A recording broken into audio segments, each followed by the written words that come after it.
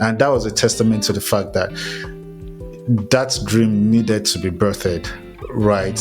Otherwise, that was $30,000 just sitting in my head, like, not doing anything. I heard that twice.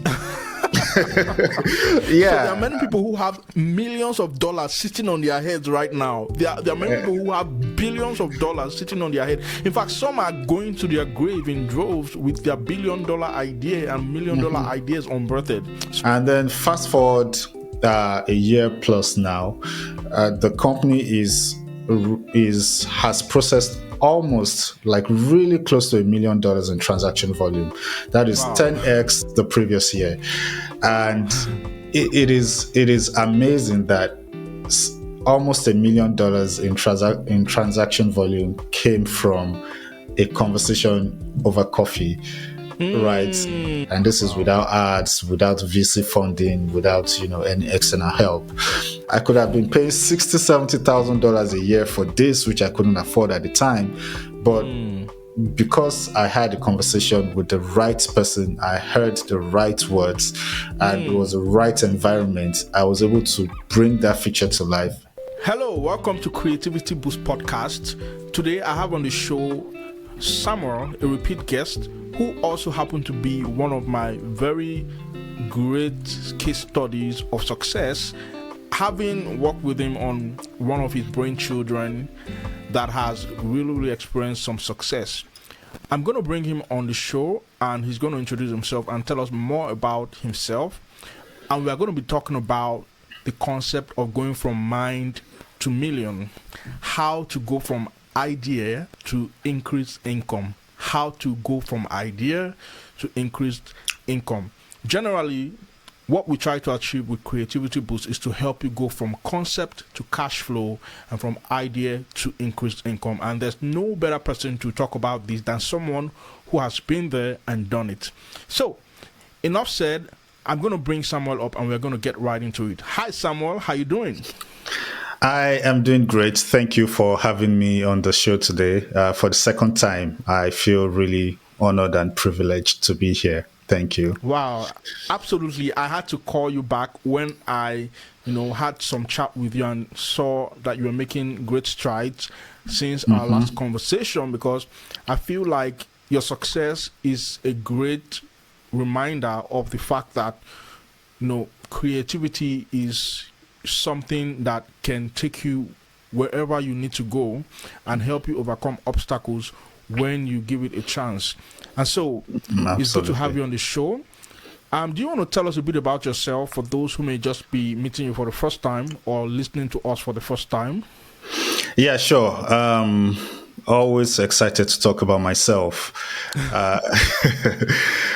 So I'm Samuel. I'm the founder of Bistrapay. It's a money transfer app, specifically catering at this moment to Africans in the diaspora, but we're expanding that and going to be catering to some other demographics soon. But I'm a software engineer by trade.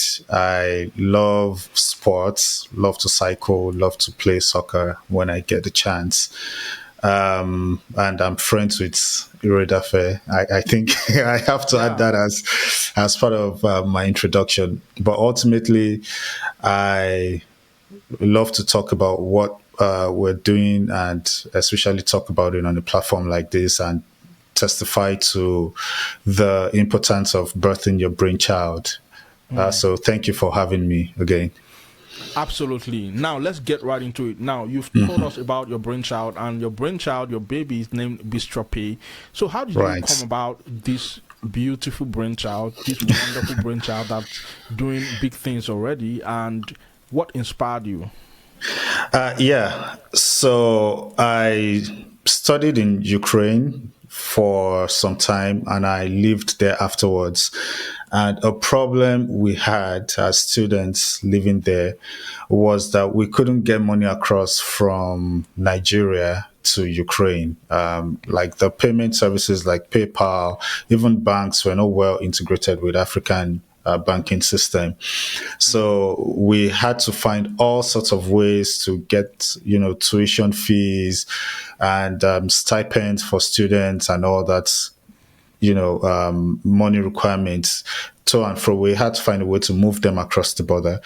And one of those ways was middlemen, as a result of that gap, started to spring up, and I was fortunate to be one of the first set of middlemen that would take money from person A who wanted to send money to Ukraine, as an example, and would give it to person B in Ukraine who wanted to send the money back to Nigeria. So a lot of money movements through middlemen, and I thought, okay, there were some frictions in that process, and part of it was slow. You had to wait to see if anybody needed money. Basically, there was a lot of gap there to be filled, and I thought, why not automate that process?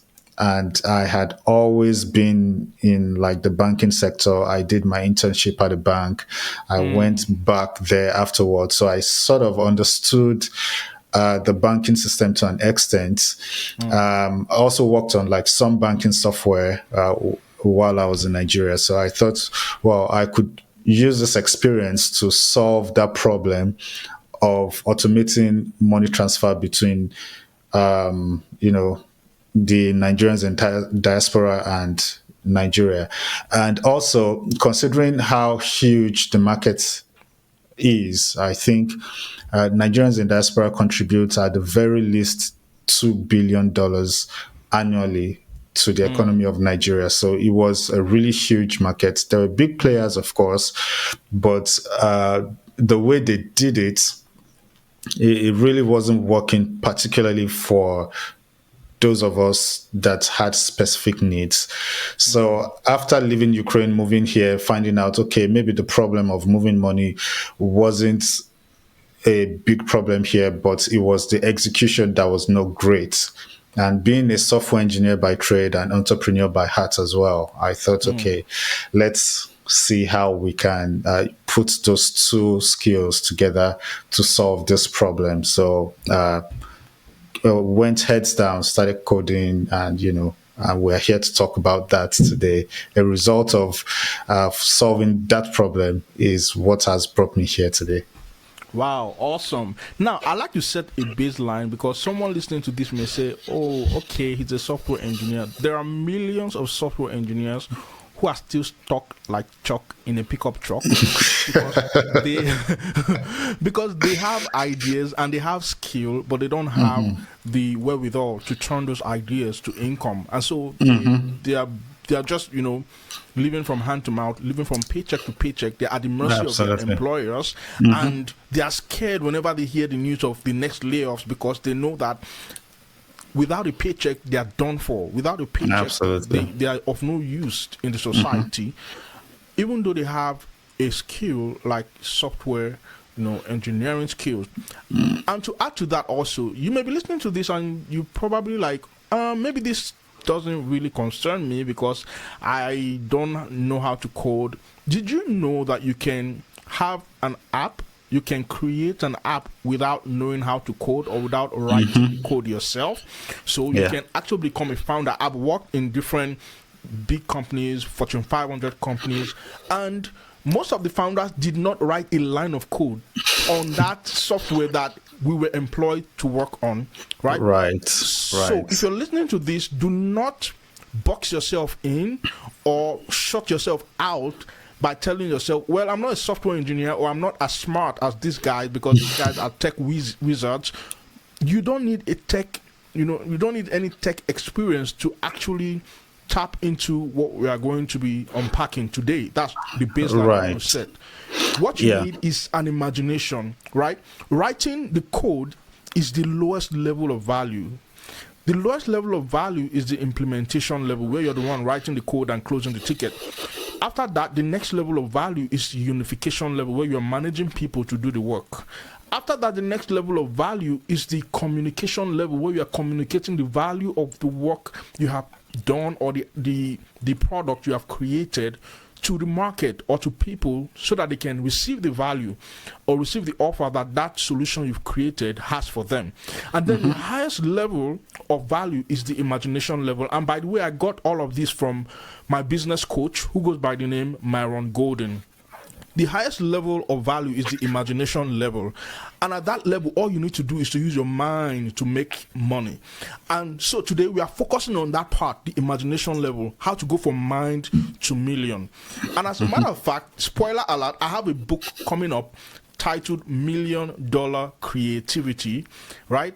And interestingly, Samuel is the one who wrote the prologue for that book. So his testimonial is also in that book. And this is just a spoiler alert. So keep your eyes peeled for what's coming on this show and, in every other platform where you follow me. But back to the conversation, Samuel. Yes. What was the biggest problem that stopped you from achieving this goal, and how long did you face this problem? And just explain the different ramifications of these problems. Okay, so I'll take it one at a time. The biggest problem was I got stuck in. I got stuck at a point where I was seeking perfection. I wanted to build something that was perfect from the onset and get it out there, and the utopia feeling of there's PayPal, there's like Venmo, there's all these apps that are running TransferWise. I wanted to build something like that. So I kind of got stuck in that stage where I was looking for payment gateways to partner with me, but there were so many hurdles, right? You had to get this certification, you had to get that, you had to get that, you had to get that. So I think I got stuck at that stage for about 2 years. Like I had the software at a stage where it was ready to be in the hands of people, but I couldn't get it over the line because I wanted it to be perfect.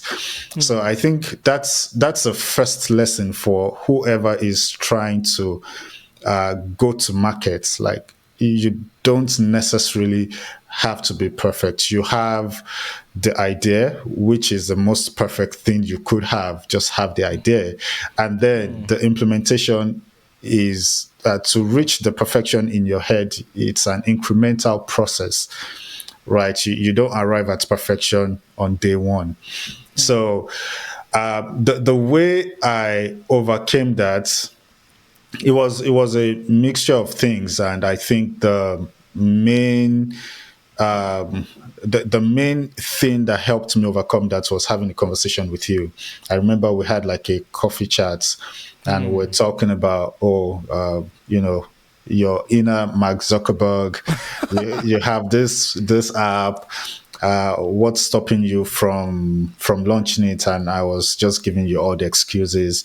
I couldn't get a payment gateway to partner with me. I couldn't build this. I couldn't build that. And it was like a light switch moment in my head when you were like, you know what?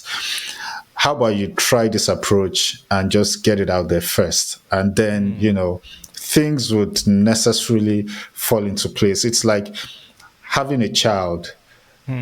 You give birth to a child today, they don't start running today. Like you have to hold them, you have to carry them at some stage. Even when they start walking, you still have to pick them up because they fell and they get up again. But at some point, you would see them running around and you would even want to stop them from running. Like, hey, you guys are making so much like my noise. toddler, right? Yeah.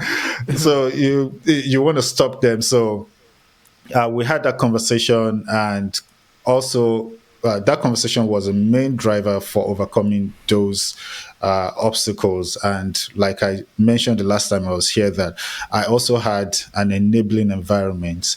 I'm married, and my wife is my biggest supporter. She gave me all the time in the world. Woo! So A round of applause for the wife. yeah, absolutely. I would always say that she gave me all the time in the world to build the product. And when I had to have late night calls, late night meetings, just to make sure that this got out there, she was always there, supportive. Sometimes we'd sit down, talk about ideas, and just like come up with ideas, and I would go implement them. So I had enabling environments. I think I kept the right set of friends around to like encourage me even when I thought there was no way forward. And ultimately it was the belief that what I was doing was something that needed to be out there. Like I mentioned to you when we were having that conversation, that even if I did launch and God forbid it was not a successful product, it was better than not launching it, because Absolutely. because for me it's a vision in my heart, it's a burden laid on me to have that product and have it out there.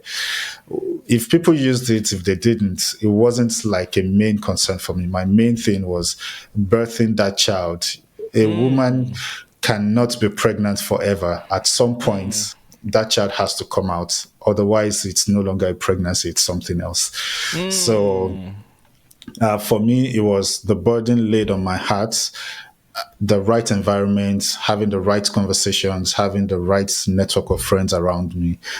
That was a way. Those were the ways I was able to move from that self-paralysis stage to actually having something that is out there and doing well.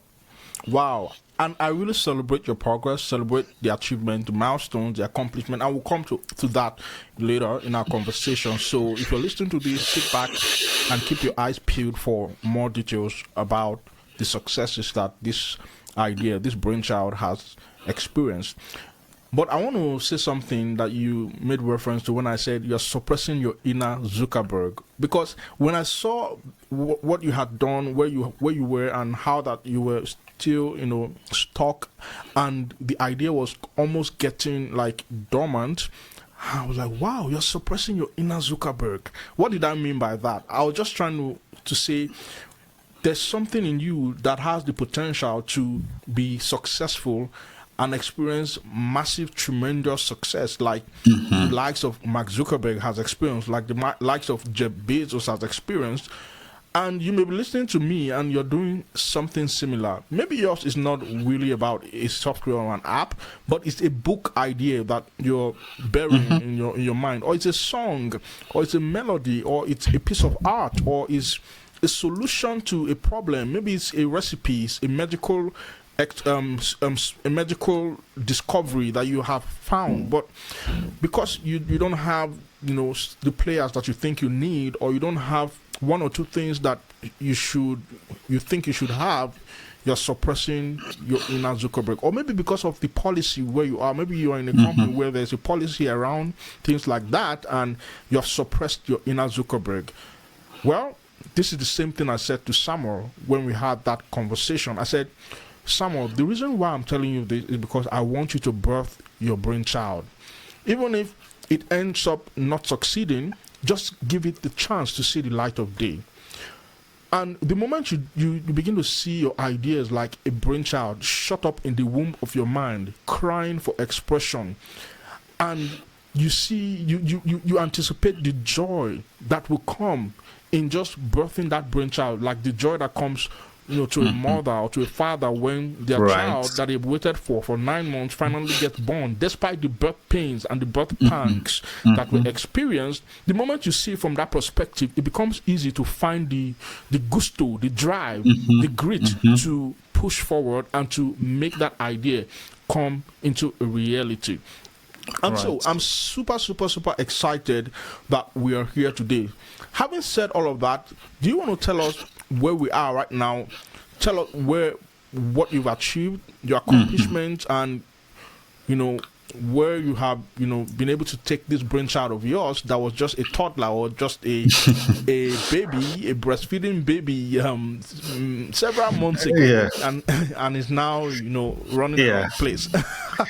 Absolutely.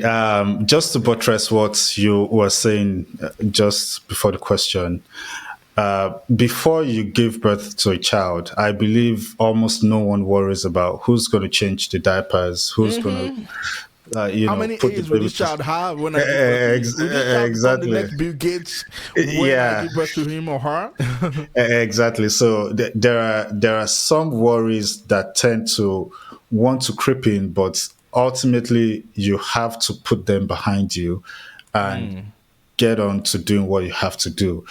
I remember after I had launched the app, the first 3 months, I think I sent you a screenshot of the numbers. Yeah. Yeah, I was like, I can't believe this app had done like I think it was maybe $30,000 in transaction volume at the time, and I was like, I can't believe $30,000 in transaction volume. That is huge for me. That was really huge, and that was a testament to the fact that that dream needed to be birthed, right? Otherwise, that was $30,000 just sitting in my head, like not doing anything. I heard At that least, twice. So there are many yeah, people who have millions of dollars sitting on their heads right now. There are many people who have billions of dollars sitting on their head. In fact, some are going to their grave in droves with their $1 billion idea and $1 million ideas unbirthed. Sorry to interject, yes, but I just had to say that. yes, absolutely, absolutely, and. To even butter it up, it was like I had helped families move $30,000 from one point to the other. And then fast forward a year plus now, the company has processed almost like really close to $1 million in transaction volume. That is Wow. 10x the previous year. And it is amazing that almost $1 million in transaction volume came from a conversation over coffee, right? And the $1 million transaction volume is two countries, just two countries. Now imagine opening, gateway to other countries, which we are in the process of integrating a new country, which Wow. hopefully would like even bloat the transaction volume further. And all this was having the right conversation. And I'm not going to sugarcoat it and say everything is all cream and rosy and everything is all nice. It takes a lot of work. It takes hard work and conviction. And it's just like, again, having a child. It takes, if you have a toddler or if you have a child that is at a toddler age, you know that it takes a lot of work Yeah. to And keep one of them patience. around, and patience, exactly. So in terms of numbers, we are hitting $1 million shortly, with 10x our transaction volume in the last year already, and this is Wow. without ads, without VC funding, without any external help. And I can imagine adding those extra sources, just sprinkling them on top of what we already have now. It's going to be massive.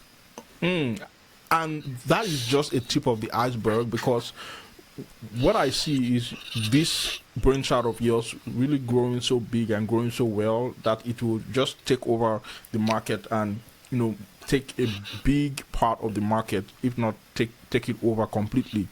And all of that was because you heeded my counsel, you heeded my recommendation, you took action, you executed on strategy, even though it didn't make sense at the time, like do it like this or like this, and I feel it will Yeah. work.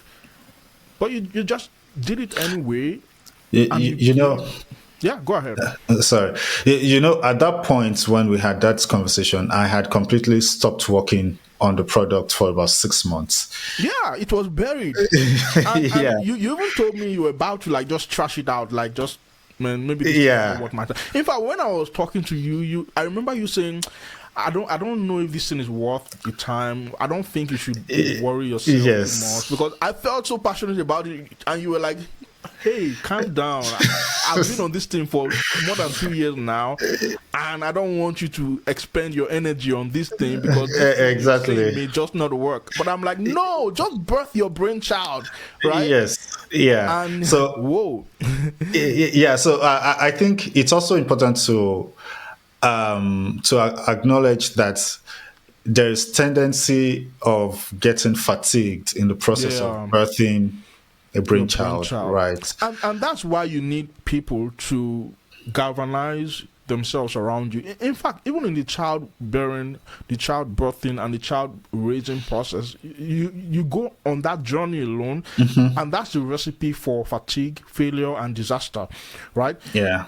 Most pregnant women, they need a midwife or they need a doctor to help them, ease the process. It doesn't take away the burden and the pain, but having someone assist you in the process, having someone provide you with guidance, provide you with strategy, provide you with encouragement, provide you with accountability, provide you with conviction where you're lacking, all of those can be a game changer.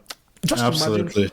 one conversation over coffee and a follow-up conversation, what I would like to call maybe a strategy session, an informal strategy session, and boom, from mine to million in a year plus. That is amazing. So Yeah, absolutely.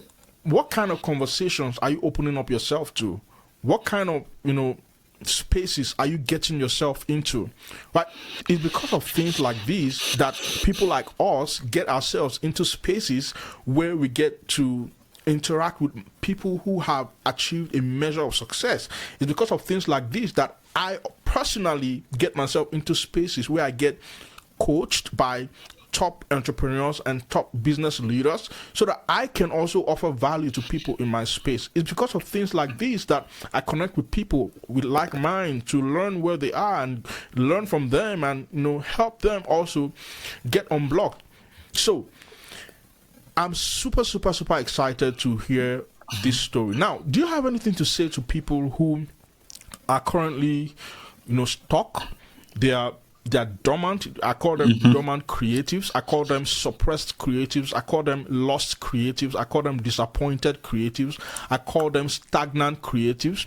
I have 7 different identities that describes these different categories of people who have billions of dollars sitting in the womb of their mind waiting to be pushed out. In fact, some of them have even succeeded in aborting the brain children in the womb of their mind because they are tired of just seeing the pictures of greatness that these things promises and not being able to commit to the process. So I want you to say something to someone right now who is on the abortion table trying to uproot the brainchild in the womb of the mind from their mind so that you can see the process through, being someone that has been there and done that. Right. The first thing is, if you need to take a break, surely take a break from thinking about it. Because of what I mentioned earlier, fatigue. You get fatigued just expending all your energy. But the risk of taking a break is you may never get to do it, right? So just learning from my own story, which was number one, having the right environment, surrounding yourself with the right set of people, listening to the right things, and making sure that as long as you have the conviction in your heart, you don't have to wait for it to be perfect. Launch it first, launch it rough, let it be buggy, let it have issues, get it out there first. That is a significant step. Once it's out there, you would find out that there are more people willing to help than you even ever thought about. And for me, at some point, I thought I was in this alone until like it got out there and, started seeing that, okay, users had issues, but they were willing to be patient for me to help them fix it, which got the software into a more perfect state, right? You cannot fix all the bug at once. So my main advice to those people who are out there, who are in the process of aborting that dream is, don't do it. don't do it. Don't do Yeah, that. don't do that, because even people who have birthed their ideas, it is difficult to keep a hold of that idea and to keep it going. You see founders and CEOs of multi-billion-dollar companies who are going crazy because of how much work it takes to make an idea succeed. Even like they have all the foundation sets, they are running successful companies, but yet they still want to run away because it's driving them crazy. So I can tell you authoritatively that it's almost never going to get better. So why not just do what you have to do now? But in terms of it never getting better, it's not going to get worse either. You would always be busy. You would, until you get to that stage where you can comfortably hire people to do everything for you and you just go sit down and chill. But before you get to that stage, it's always going to be difficult. So you cannot allow yourself to get too tired of birthing the child now, because there's more challenges ahead of you. Ultimately, for me, I'm a Christian, so I go by the leading of the Spirit of God. So for me, it was more of what has God said concerning this thing that He has put in my heart. He has said that it has to be out there. He has not promised me it's going to succeed. He just said, put it out there. And that is my mission. So it is really important to surround yourself with the right set of people, hear the right words, have the right environment. Don't listen to whatever voice is telling you it cannot be done. I remember when I was like, oh, I'm stuck on this particular feature of the app, in that coffee conversation we're having, that I'm stuck on this particular feature of the app. And you were like, how about you do it this way, that way, that way, that way? And I was like, I've tried it, it didn't work. But having that conversation and going back to retry it was actually what made me launch the product, because I gave what you said a second thought. And I'm like, maybe the way I tried it the first time wasn't the best way. How about I try it this way plus that way? And eventually it worked. And I'm like, okay, I could have been paying $60,000, $70,000 a year for this, which I couldn't afford at the time. But because I had a conversation with the right person, I heard the right words, and it was the right environment, I was able to bring that feature to life, hence launching the app. So don't give up. Surround yourself with the right people. Listen to the right words. It is really important to listen to the right words. If the news are saying, oh, the government is closing down this, the government is stopping the approval of this license, that license, if your product depends on that, do not listen to that. Right? You have to be creative. And that's back to the creativity boost. Yes, exactly. You have to be constantly creative, because challenges would not stop coming. Absolutely. That is why I said it's not going to get better, because challenges would not stop coming. So you have to constantly evolve your creativity and keep being creative. And I have found that to be true, because even when I go and rest and say I'm done with this part of this part of the app, something else comes up from nowhere, and you're like, oh my goodness, what's like the next step? Right? Yeah, so we find that everywhere, not just in software development, in businesses. You have to pivot from time to time and take a new approach. So your creativity is what gets you going. So you cannot stop now. You just cannot stop. Absolutely. And that's why I took the subject of creativity as my life's purpose and my life goal. When I say I took it, God dealt it upon me as a calling, and I accepted the call, and I took it up as a personal goal and a personal purpose, because I've discovered that a lot of people do not lack resources, but they lack creativity to be resourceful with their resources. Yeah. I've come to discover that poverty is not a lack of resources, but a lack of creativity. I've come to discover that problems are there to be solved. To be solved. Creativity. In fact, creativity is the ability to solve problems. And one of the problems most people have is that they have not activated their creativity. So they have their creativity in them like a dead battery that needs to be jump started. And because it has stayed stuck, it has been under the weather for so long, their creativity needs to be ignited. It reminds me of several years ago when I parked my car outside under the thick of the winter, and I came out and minus 38 degrees, the car won't start. And I was frustrated and I was confused. And my hands were freezing. I couldn't feel my ears. I couldn't feel my head. I couldn't feel my feet. And thankfully, as God would have it, a good Samaritan came by and he said, "What's going on?" And I told him, and then he went into his car. He picked up a jump start. He told me, "Open the hood," pop the hood. I popped the hood.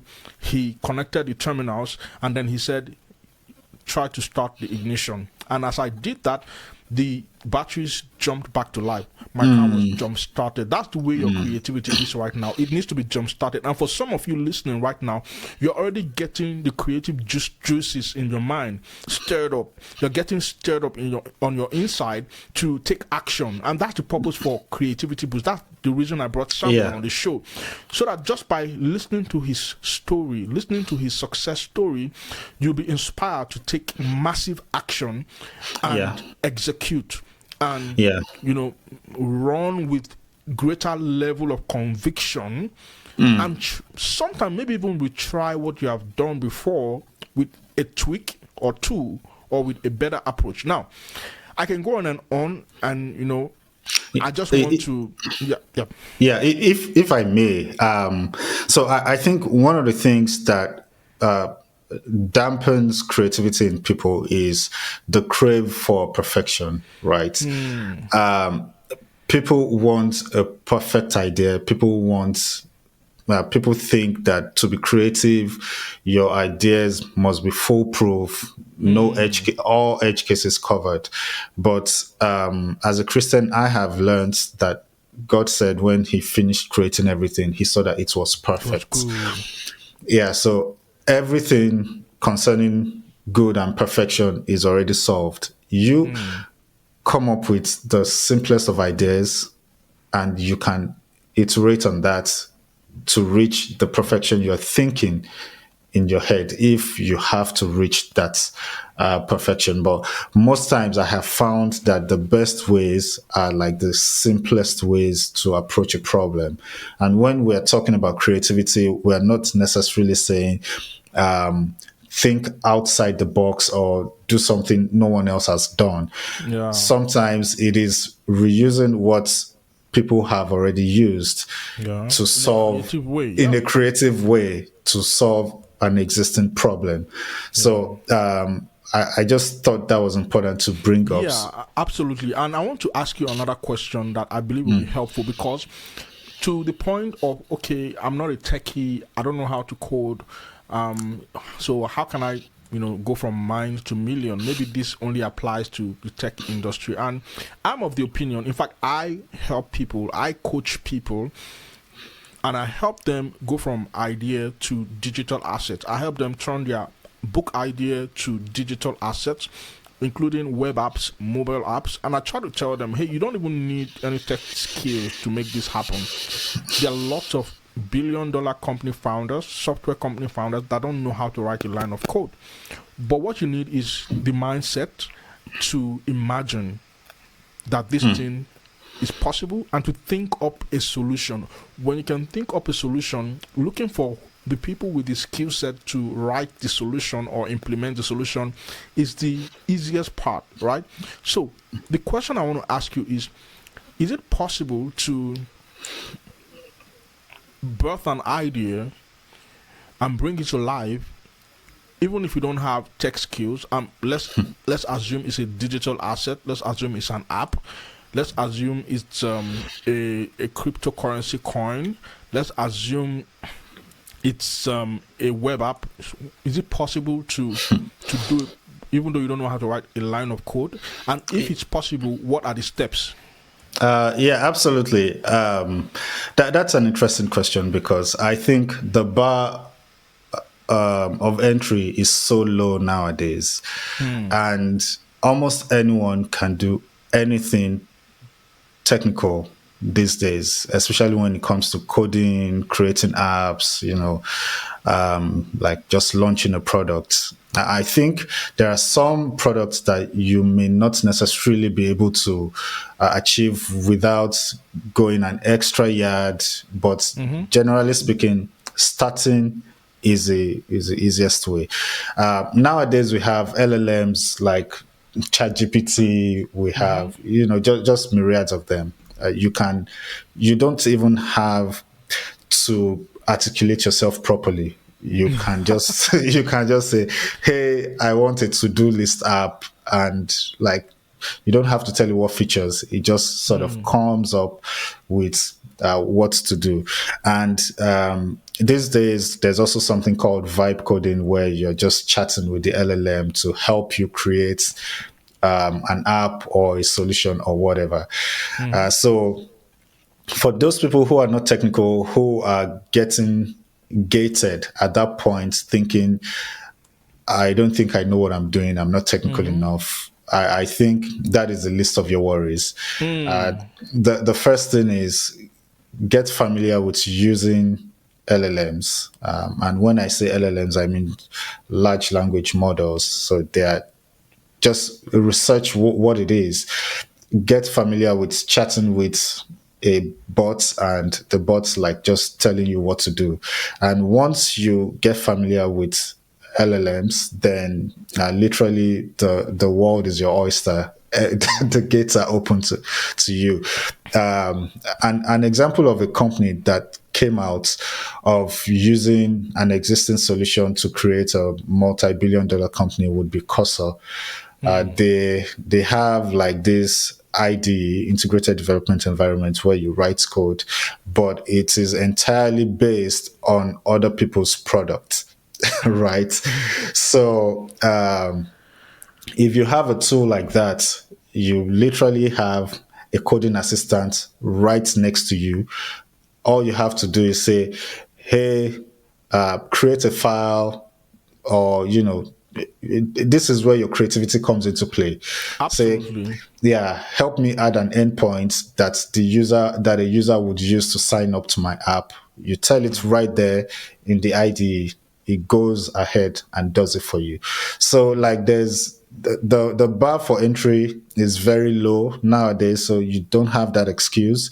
I would say get familiar with the new AI tools that are out there. You don't have to understand how they work internally. You just need to know how to use them. And you don't even need to be a power user. You just need to know the way you and I are chatting. You can chat with any AI bots nowadays as if you're talking to your friend, and they would help you. The part where you have to be careful of is, they are doing the wrong thing, but that is where you, as a human being, you're the driver.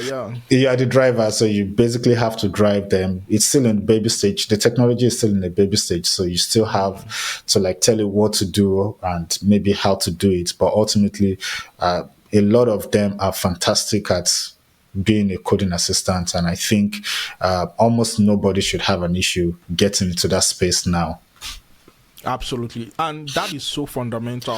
In fact, I feel the biggest problem that stops most people is not even the technical part. So if you're listening and the technical part is the biggest, is a problem to you, just know that is the easiest part. That's the easiest part. The problem you should be thinking about is, how do I come up with a solution? Which problem do people have that they want a solution for so badly?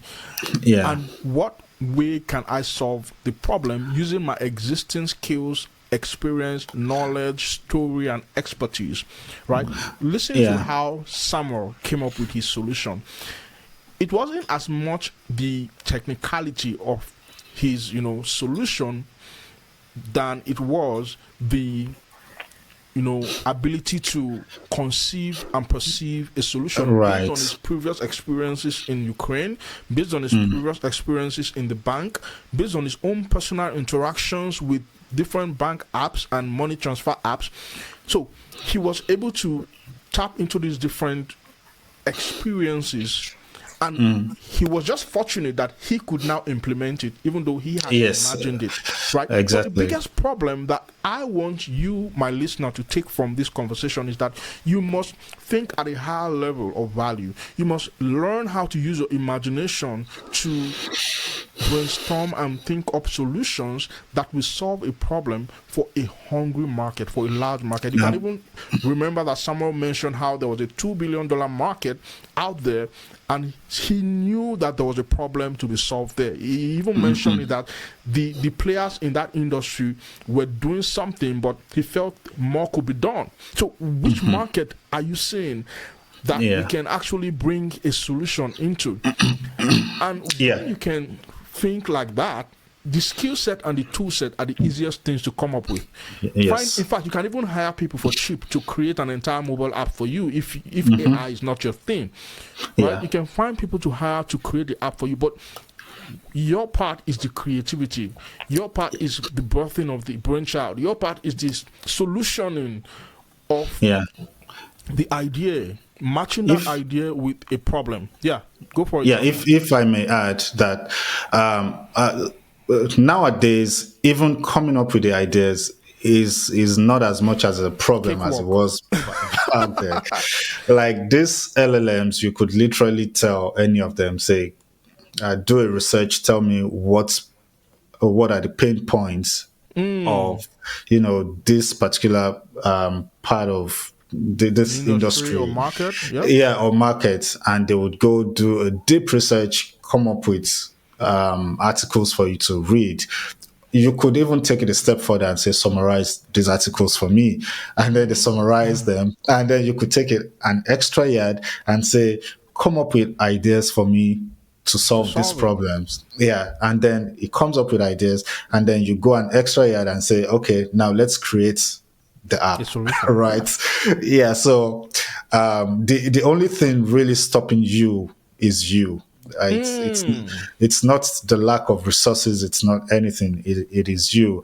I remember before I launched the app, I knew nothing about developing mobile apps, right? So I was like, okay, I'm quite interested in learning how to develop mobile apps, but for now, I'll just pay someone to do something for me. So they started working on it, and then I took it over, learned from that. Right now, I'm super comfortable building apps. Wow. So even if the product had not succeeded, I have learned a whole lot in the process. I consider myself almost an industry expert. I can talk about this industry as comfortably as possible. So like there's a lot to learn, and the only thing that is stopping you from birthing that brainchild, from being creative, is just you, literally you.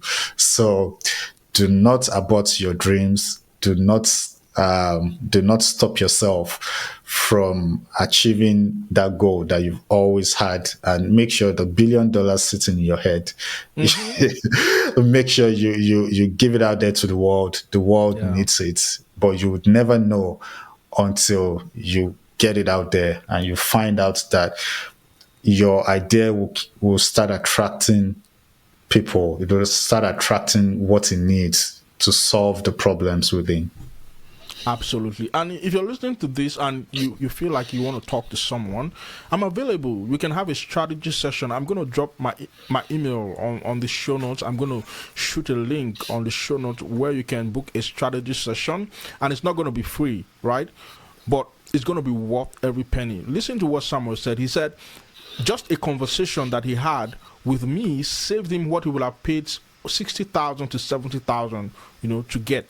Right? And look at where the solution is now. It's doing like millions, raking in millions, right? So how much do you think it will be worth to, get an investment in your mind, to juggle your memory, to help birth your brainchild so that it doesn't die inside the womb of your mind? It's up to you, right?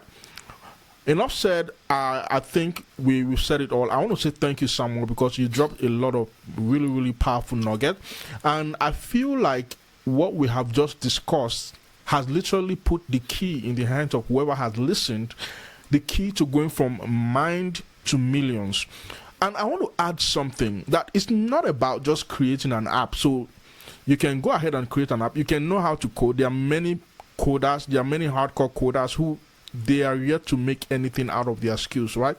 It's about your imagination, it's about your creativity. So you want to ensure you don't fall for the trap of getting over technical, getting too technical, instead of getting empathetical about the problems in the market that you need to solve, and figuring out creative ways to solve that problem. And that's how to go from mind to millions. You can leverage the mindset, the skill set, and the tool sets available to you out there and create an asset that will pay you millions of dollars month after month after month, and you'll be able to turn your yearly income into your monthly income or even your daily income. Who knows? I'll leave it there for now. Thank you so much, Sam, for coming on.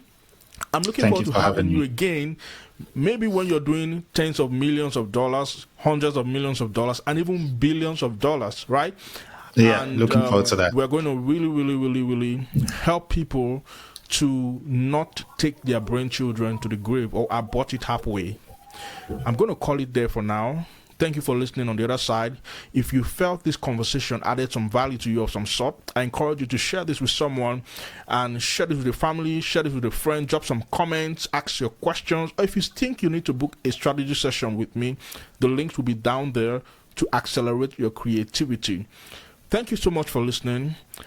I'll see you on my next episode. Until then, have a good one, and bye-bye.